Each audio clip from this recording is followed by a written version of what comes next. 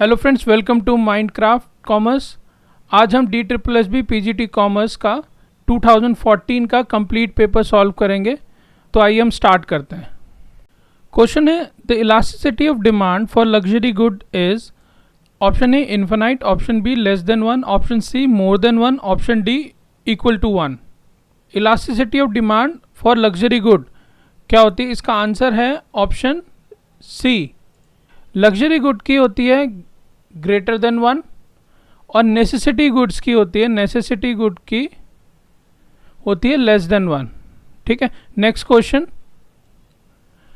If opening stock is ₹10,000, net purchase ₹70,000, wages 2,500, carriage inward ₹500 and closing stock is 15,000, what is the manufacturing cost? आप video pause करके answer calculate कर सकते हैं। Manufacturing cost calculate करनी है। Manufacturing cost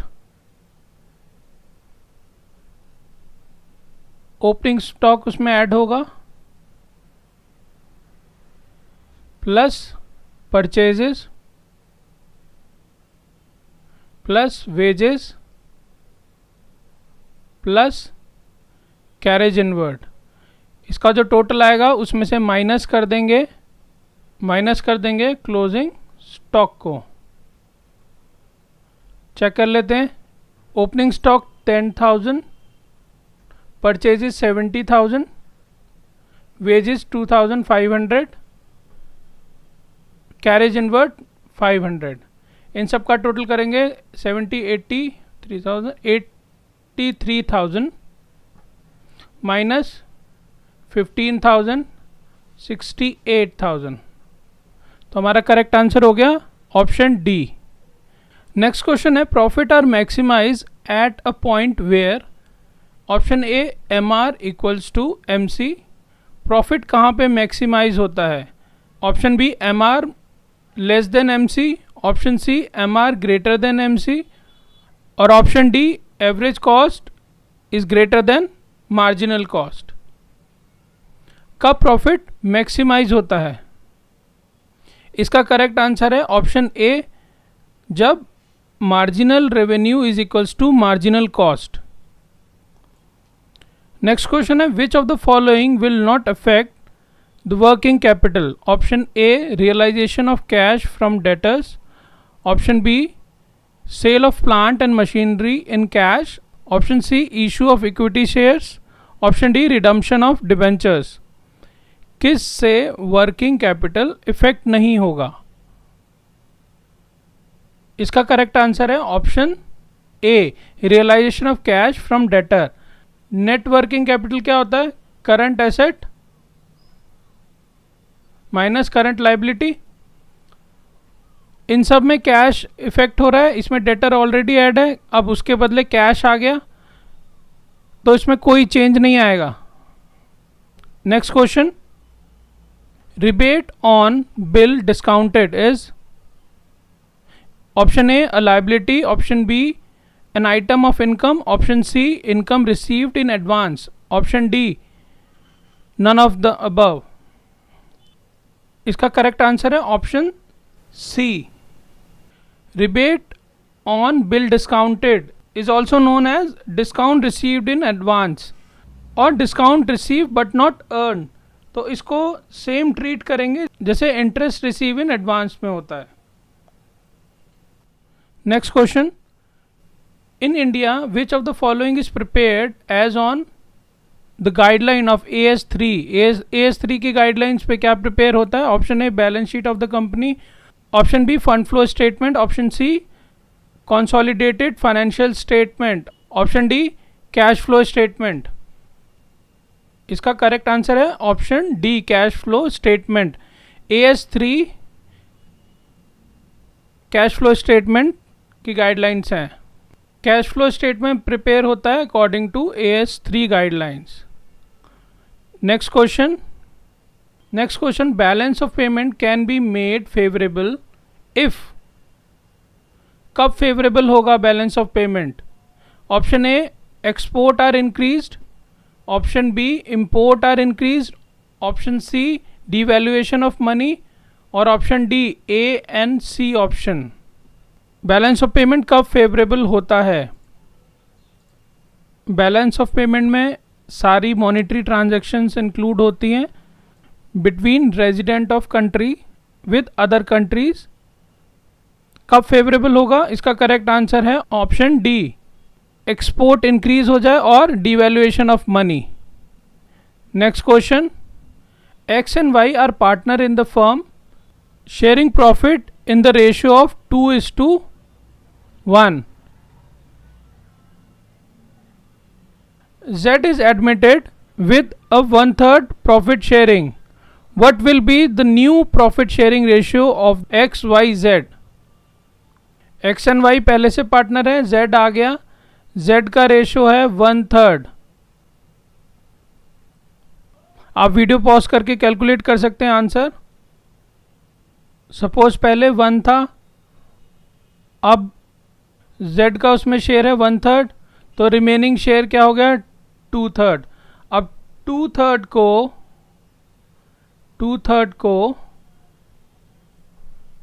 X और Y, X का है 2/3 और Y का है 1/3, 4/9, Y का हो गया 2/9, Z का 1/3 था, 3/3, तो ये हो गया 3/9। 4:2:3, ये ऑप्शन किस में है? ऑप्शन सी करेक्ट आंसर हो गया। Next question, Which one is not an important objective of financial management? Option A value maximization, option B wealth maximization, option C profit maximization, option D maximization of social benefit. इसका correct answer है option D, objective of financial management, value maximisation, wealth maximisation और profit maximisation. Next question, Which element of the promotion mix do wholesaler generally apply to obtain their promotional objective? Wholesaler कौन सा element promotion mix का apply करता है अपने promotional objective को achieve करने के लिए? Option A advertising, option B personal selling, option C direct marketing, option D trade promotion. इसका करेक्ट आंसर है option D trade promotion.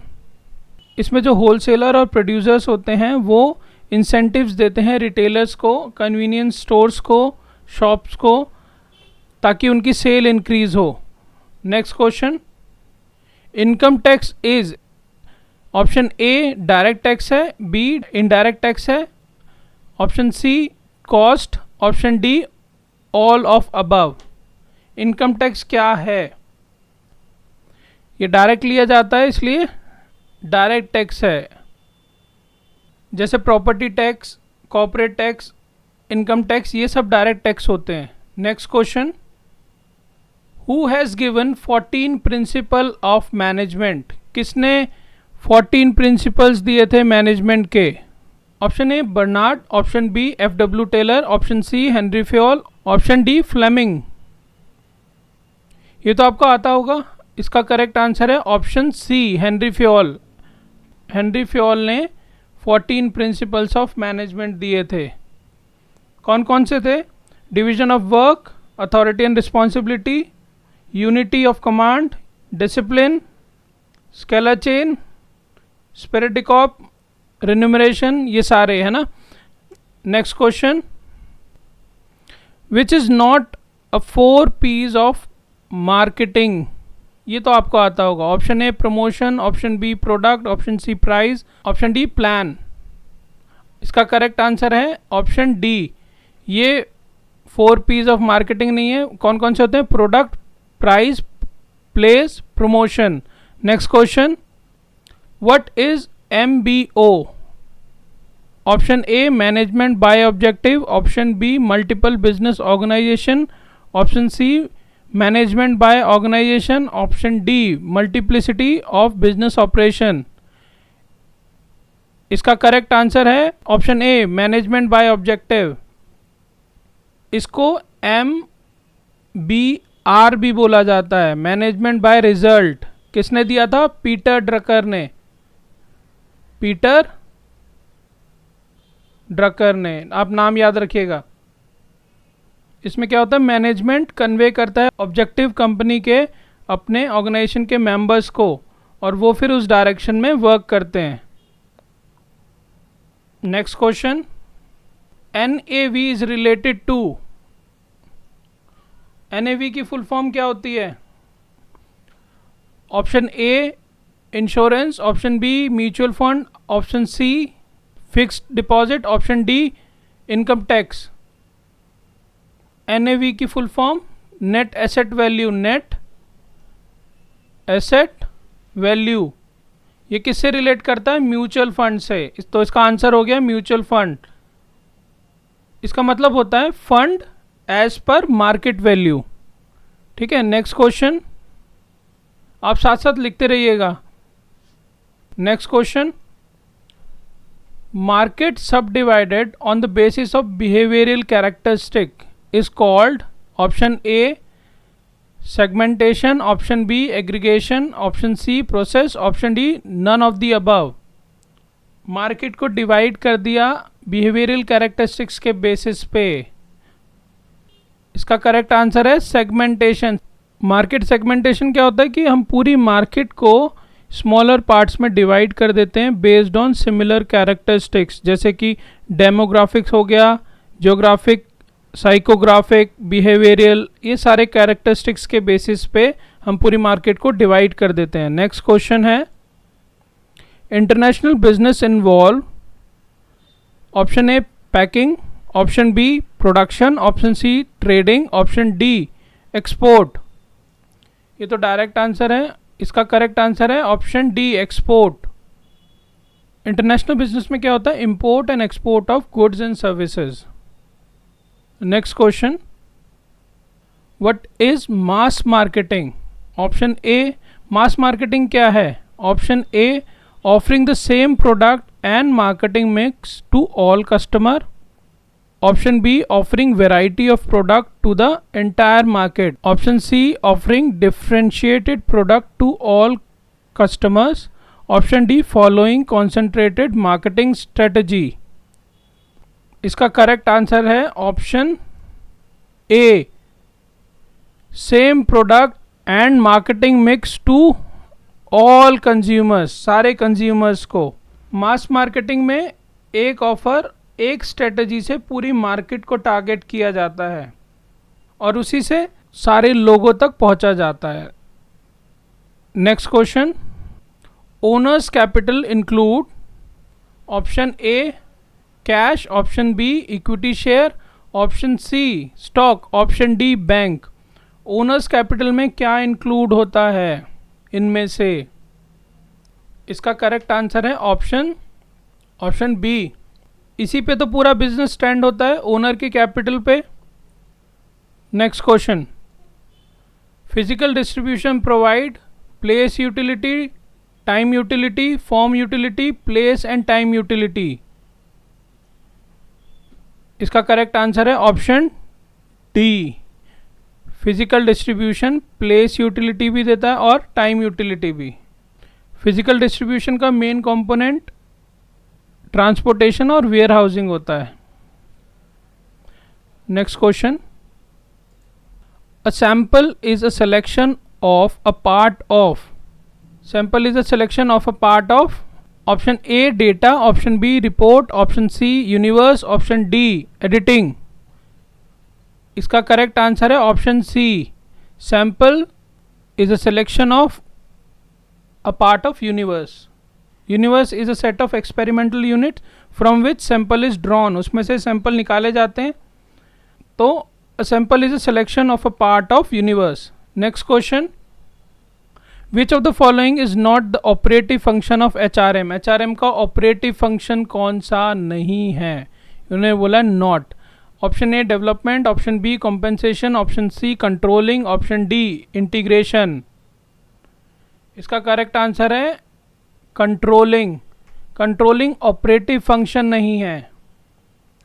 HRM का मैनेजरियल फंक्शन में आता है कंट्रोलिंग। मैनेजरियल फंक्शन कौन कौन से होते हैं? Planning, organising, staffing, directing, controlling.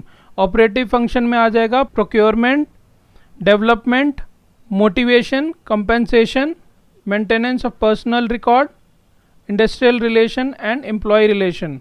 फिर एडवाइसरी फंक्शन में कौन कौन से आ जाएंगे? Providing advice on matter relating to human resources. तो ये मैनेजरियल फंक्शन है, ऑपरेटिव फंक्शन नहीं है। Next question, total profit means cost minus profit. Option B total revenue minus cost. Option C price minus sales. Option D all the above. Total profit किससे आता है? Total revenue minus total cost. तो यही correct answer हो गया। Next question है demand has following element. Demand के कौन कौन से एलिमेंट होते हैं? Option A quantity, option B time, option C price, option D all the above. इसका करेक्ट आंसर है option A all the above. Demand की डेफिनेशन क्या होती है? Demand is a quantity of a good that a consumer willing and able to purchase, able to buy at a particular price and at a given period of time। तो तीनों element आ जाएंगे उसमें। Next question है which is और are methods of calculation of purchase price. Purchase price calculate करने का कौन सा मेथड है?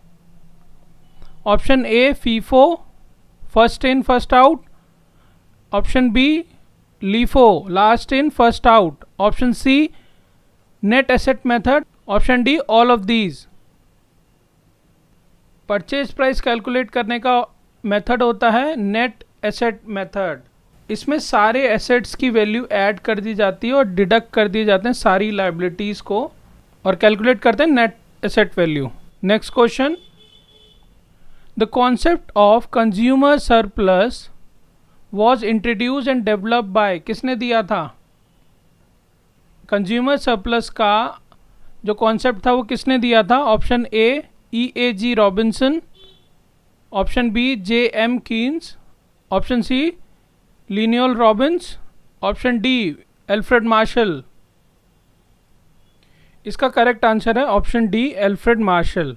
सबसे पहले ये मेथड इंट्रोड्यूस किया था फ्रेंच इंजीनियर एर्सन जूलिस ने, but it is profounded by Alfred Marshall and J.R. Hicks. उनके द्वारा ये ज़्यादा यूज़ किया गया और इन्हीं के द्वारा ये पॉपुलराइज हुआ था। अच्छा, कंज्यूमर सरप्लस क्या होता है? कंज्यूमर जो प्राइस देना चाहता है और जितना वो प्राइस देता है, प्राइस दैट कंज्यूमर पे, और उसी प्रोडक्ट के लिए the price that consumer is willing to pay, उन दोनों का डिफरेंस। ठीक है, एक वो प्राइस जो एक्चुअल में वो पे कर रहा है और जितना वो देना चाहता था, विलिंग था, उसका डिफरेंस जो होता है वो कंज्यूमर सरप्लस होता है। Next question, VAT stands for. VAT क्या था? Option A value add tax, option B value addition tax, option C value added tax, option D none of these. इसका करेक्ट आंसर है option C value added tax. जैसे जैसे एक item different stage में, further stage में पहुंचता जाता है, उसकी वैल्यू ऐड होती जाती है, उसी पे टैक्स भी ऐड होता जाता है उसकी वैल्यू पे। ठीक है, ये एक तरह का इनडायरेक्ट टैक्स था। Next question, a product line strategy where a company adds a higher price product to a line in order to attract a broader market which helps the sale of the existing lower price product is called? Option A trading up, option B trading down, option C life cycle extension, option D product line extension। इसका correct answer है option A. इसको क्या बोलते हैं? Trading up. इसमें company higher price product को introduce करती है in order to attract broader market. ठीक है, प्रोडक्ट लाइन में वो हायर प्राइस प्रोडक्ट ऐड करते हैं to add prestige to the line, जिससे कि कंज्यूमर अट्रैक्ट होगा। और कंपनी सोचती है कि न्यू प्रोडक्ट की प्रेस्टीज से उनके जो लोअर प्राइस प्रोडक्ट हैं उनकी भी सेल इंक्रीज होगी। Next question, zero coupon bond has its origin in, कहाँ से ओरिजिन हुआ था जीरो कूपन बॉन्ड्स का? Option A US security market, option B Wall Street, option C Japan security market, option D Dalal Street. इसका correct answer है option A US security market. Zero coupon bond क्या होता है? इसमें कोई इंटरेस्ट नहीं होता, जो उसकी फेस वैल्यू होती है, फेस वैल्यू पे डिस्काउंट होता है। जब वो इशू होता है फेस वैल्यू पे डिस्काउंट मिलता है, जब वो इशू होता है, इसी को डिस्काउंट बॉन्ड्स और डीप डिस्काउंट बॉन्ड्स भी बोला जाता है। Next question, the purpose of job evaluation is, job evaluation का पर्पस क्या होता है? Option A fixation of responsibility, option B promotion, option C transfer to better job, option D wage determination. Purpose of job evaluation, इसका correct answer है option D wage determination.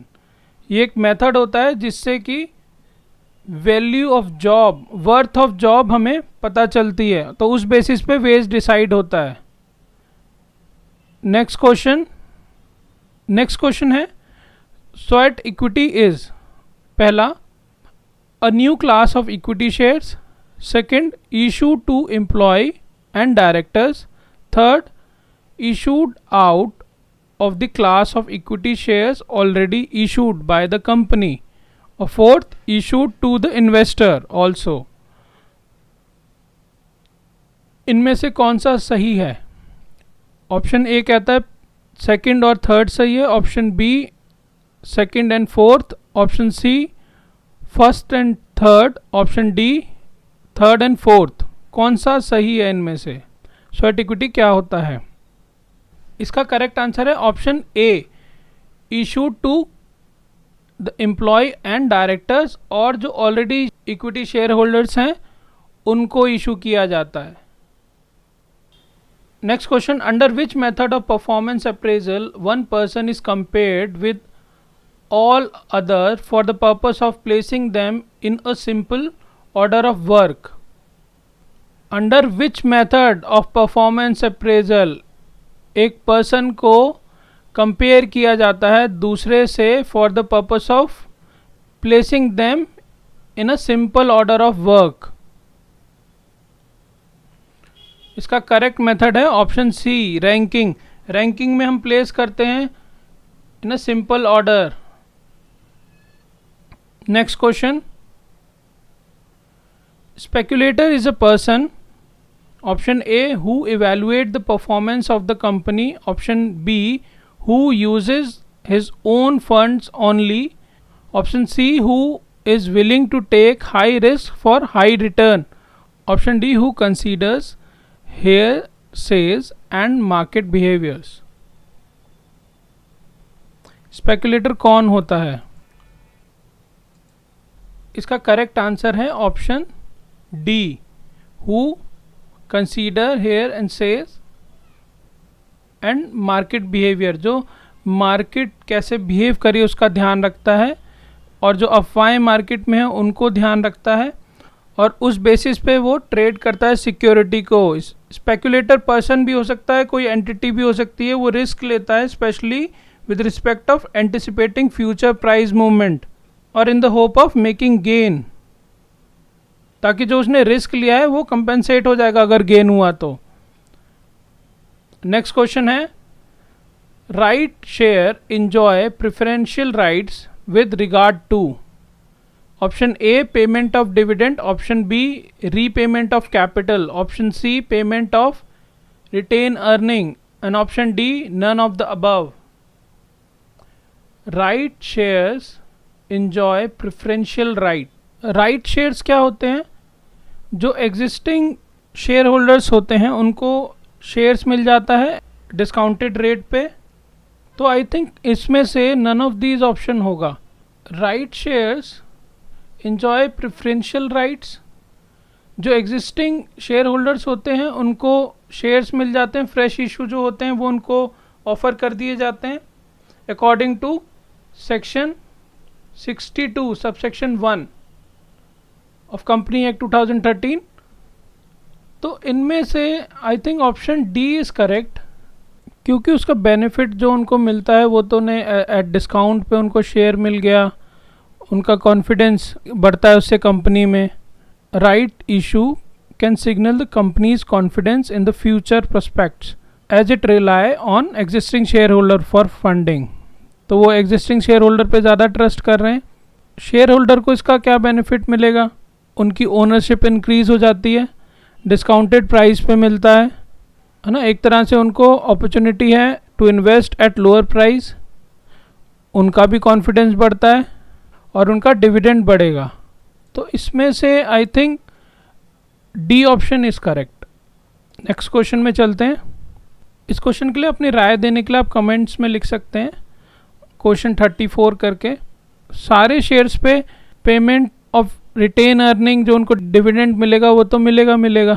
ठीक है, next question में चलते हैं. अगर आपको इसमें कुछ राय होगी तो आप कमेंट में लिखिएगा.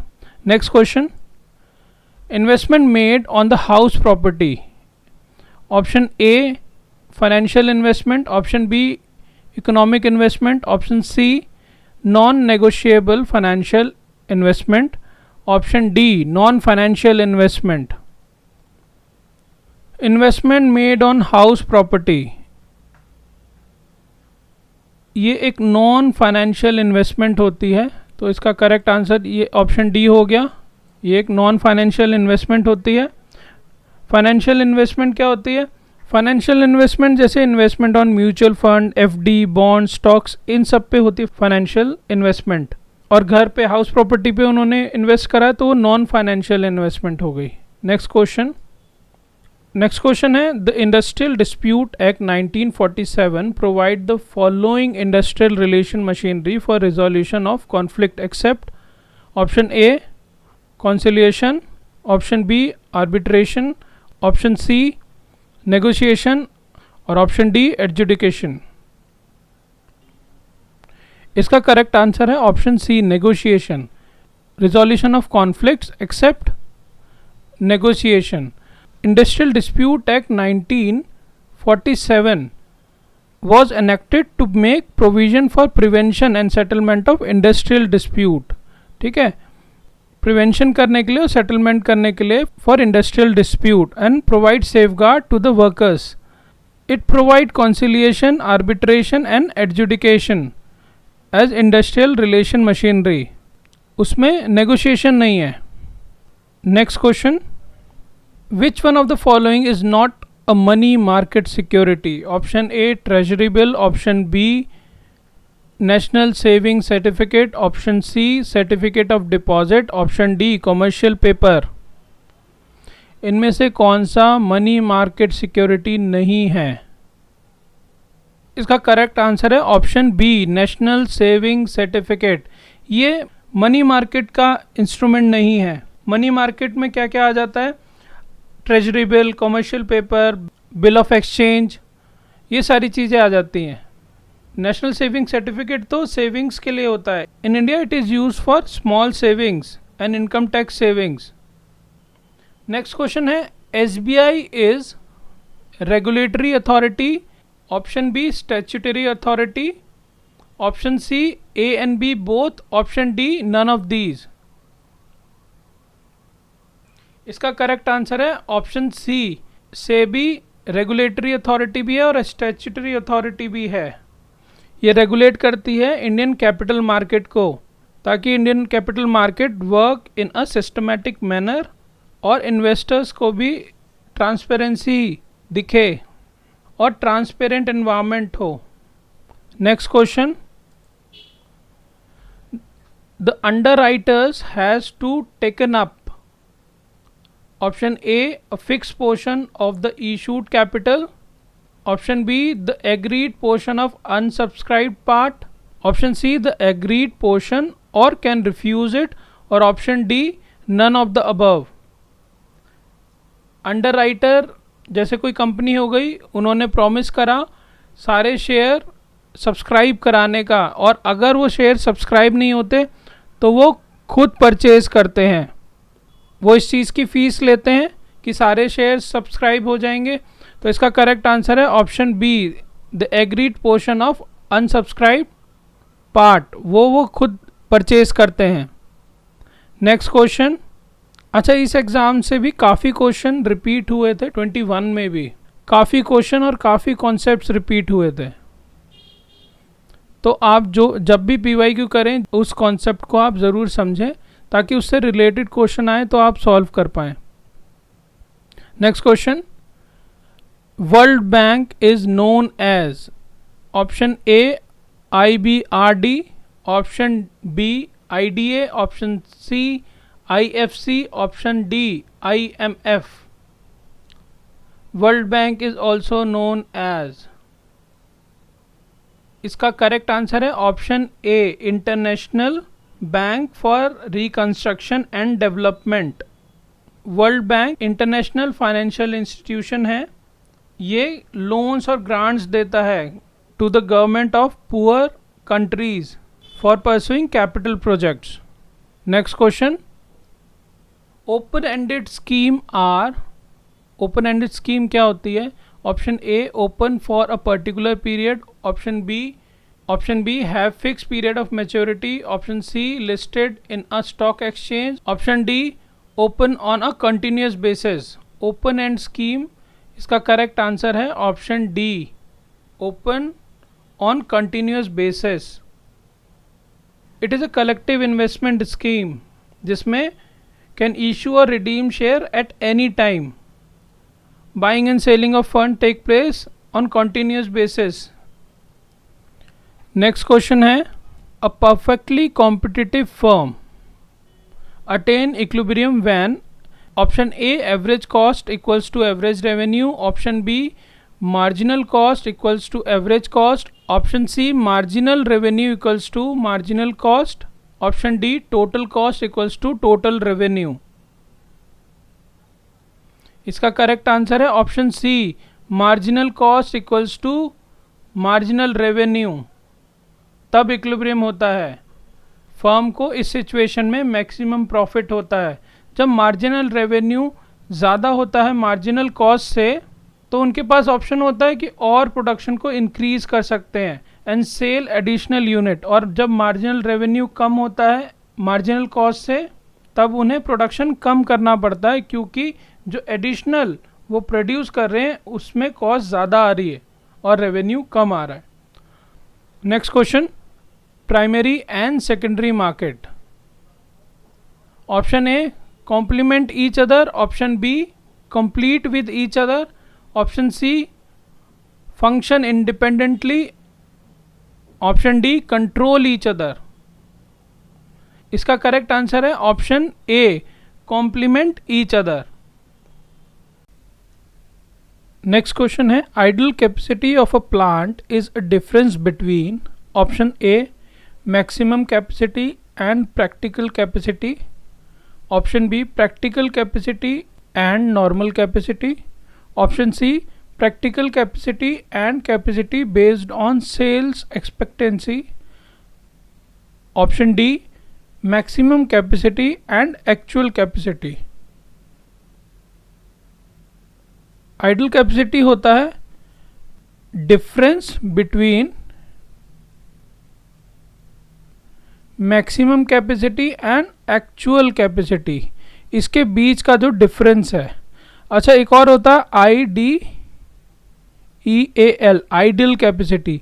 ये होता है मैक्सिमम कैपेसिटी जिसमें कोई वेस्ट नहीं है, कोई टाइम का वेस्ट नहीं है, किसी भी चीज़ का वेस्ट नहीं है, मैक्सिमम लेवल पे प्रोडक्शन, और इट इज़ नियरली इम्पॉसिबल होता है इसको अटेंड करना, ये आइडियल कैपेसिटी को, और इसी को ही थियोरेटिकल कैपेसिटी भी बोला जाता है। अच्छा, प्रैक्टिकल कैपेसिटी क्या होता है? प्रैक्टिकल कैपेसिटी जिसमें हम थोड़ा सा जो माइनर अनअवॉइडेबल इंटरप्शंस होती हैं, जैसे कि थोड़ा टाइम रिपेयर के लिए, delay in delivery of raw material, ऐसे कुछ अनअवॉइडेबल इंटरप्शंस होते हैं, उनको हटा के जो मैक्सिमम थ्योरेटिकल कैपेसिटी आती है। ठीक है, next question, compulsory delisting is due to. Delisting, option A violation of listing agreement, option B capital size is small, option C merger, option D thin trading. Compulsory listing होती है due to violation of listing agreement, इसकी वजह से। ठीक है, और इसमें permanent removal हो जाता है। Compulsory delisting refers to permanent removal of security of listed company from stock exchange. ये कंपनी ने काफ़ी रिक्वायरमेंट जो हैं वो पूरे नहीं करे। Next question, Keller company sells a single product for 28 per unit if the variable cost are 65% of sales। अच्छा, सेल्स कितने की थी?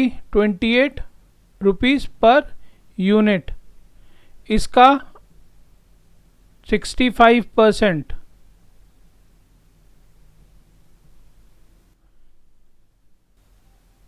वेरिएबल कॉस्ट आ जाएगा 65%। इसको हम कैलकुलेट करेंगे 18.2। अब 28 में से 18.2 जब हम माइनस करेंगे, सेल्स माइनस वेरिएबल कॉस्ट, क्या आ जाता है? कंट्रीब्यूशन आ जाएगा। सेल्स माइनस वेरिएबल कॉस्ट आ जाएगा 9 रुपीज़ 8 पैसे। ठीक है, अब इन्होंने क्या पूछा है? अच्छा, टोटल फिक्स कॉस्ट है 9800, तो ब्रेक इवन कितना हो जाएगा? अगर ये 1000 यूनिट प्रोड्यूस कर लें, कंट्रीब्यूशन इनटू 1000 यूनिट, तो इनका फिक्स कॉस्ट कवर हो जाएगा और ये ब्रेक इवन पे आ जाएंगे। तो इसका करेक्ट आंसर है option D. Next question, some money is distributed between A and B in the ratio of 2:3 if A receive 72 rupees. अच्छा, कुछ मनी था, A और B हैं, 2/5 और 3/5 डिस्ट्रीब्यूट हुआ, A को मिला 72 रुपीज़, तो X का 2/5 मिला A को 72 रुपीज़, 72 5/2 3 6 मल्टीप्लाई कर दिया, 36 इंटू 5, तो x हो गया 180।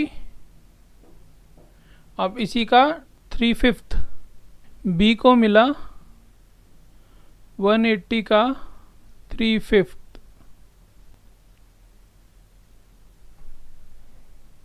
108, तो करेक्ट आंसर।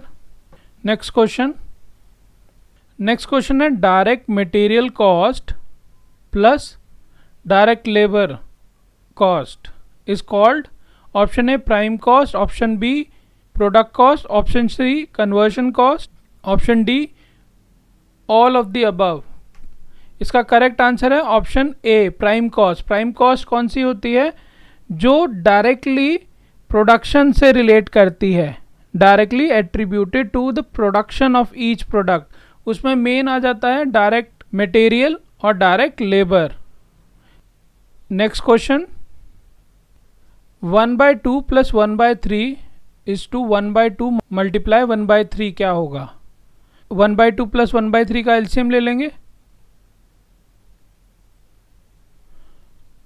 और इधर डायरेक्ट मल्टीप्लाई हो जाएगा, 5/6 इज टू 1/6, तो आंसर हो गया 5:1। ऑप्शन सी करेक्ट हो गया। Next question, process cost is very much applicable in process cost किस में एप्लीकेबल होती है? Option A airline company, option B pharmaceutical industry, option C construction industry, option D none of the above. Process cost, process cost method of costing है। ये ऐसी industry में use होता है जहाँ पे मास प्रोडक्शन चलता रहता है, continuous manufacturing where units are continuously mass produced through one or more processes. For example, chemicals, processed food और manufacturing of rubbers. तो यहाँ पे करेक्ट आंसर क्या होगा? Option B pharmaceuticals. Next question, A and B decided to meet at 2 to 3 PM. 2 से 3 बजे तक उन्होंने मिलने का डिसाइड किया, but agrees that they would not wait more than 10 minute for each other. The probability that they actually meet is, वो 10 minute से ज़्यादा वेट नहीं करेंगे। इस क्वेश्चन में हमने प्रोबेबिलिटी निकालनी है। इस क्वेश्चन को आप ध्यान से समझिएगा। Probability of A to meet B, 10 minute वो वेट करेगा, उससे ज़्यादा नहीं करेगा। टोटल 60 मिनट्स हैं 2 से 3 बजे के बीच में। ऐसे ही probability of B to meet A, वो भी 10 मिनट वेट करेगा, टोटल 60 मिनट होते हैं। तो ना मिलने की प्रोबेबिलिटी 1 माइनस 10/60 आ जाएगी 50/60, और इसकी बी की भी आ जाएगी सेम 50/60। ठीक है, दोनों की प्रोबेबिलिटी इतनी हो गई। दोनों की हम कैलकुलेट करेंगे तो both failing to meet 50/60 into 50/60 2500/3600, 0 से 0 कट गया, 25/36 आया। प्रोबेबिलिटी ऑफ मीटिंग दोनों की कितनी हो गई? 1 minus 25/36, 11/36। Option D is correct. इसको आप समझिएगा ध्यान से। इसका एक और तरीका है कैलकुलेट करने का, मैं वो भी आपको बता देता हूँ। Total number of time interval, 10-10 minute के कितने टाइम इंटरवल हैं? 60 मिनट में 10-10 मिनट के कितने 6 इंटरवल होंगे, तो n हो गया 6। फॉर्मूला होता है 2n - 1 upon n square. 2n - 1 upon n square, 12 - 1, 6 6 36, 11/36। इससे डायरेक्ट आंसर आ जाएगा। तो इसमें आपको ध्यान देना है टोटल इंटरवल कितने हैं, 10-10 मिनट के इंटरवल हैं, तो टोटल हो गए 6 इंटरवल, और डायरेक्ट फॉर्मूले में पुट कर दिया। आज की क्लास में इतना ही, फिर मिलेंगे नेक्स्ट क्लास में। Do like share and subscribe my channel.